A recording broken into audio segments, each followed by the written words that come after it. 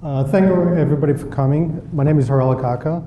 I'm the founder of Tunuro, and I'll be talking about a new non-thermal PCR device that we're working on. So what problem are we trying to solve?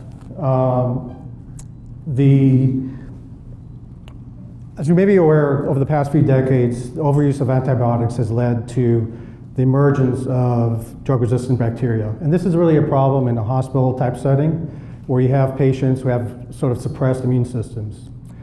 Ideally, what they would be doing is testing each individual for infections. But given the current methods that are available, they're expensive and slow. And so what we want to do basically is solve that problem, but developing a rapid, low-cost test to solve this problem. So we're a fairly small company, 2 full-time employees right now, and we also use some consultants as needed. My background is in mechanical engineering, and my area of expertise is in taking a product from prototype phase all the way through to production.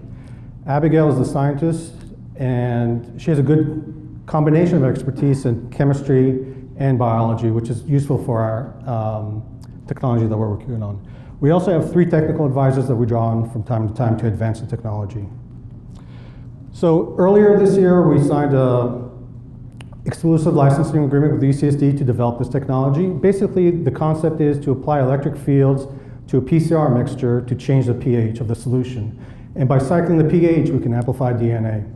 The big advantages of this technology is that you can make the device much smaller than what's typical today.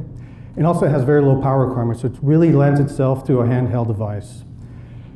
In addition, the method or the mechanism of the reaction is much faster than what's typical today, so we can reduce the entire cycle time from 1.5 to 2 hours down to about 15 minutes. Also, the cost of goods for a device like this is very low, so we envision a product that sort of has a selling price sort of an order of magnitude below what's currently today.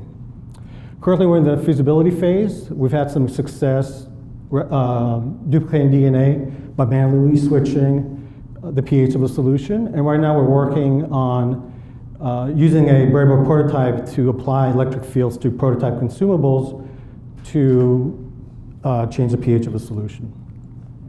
What we're looking for right now is some expertise in the area of polymerase modification. Since we're working in a different environment than typical thermal reactions.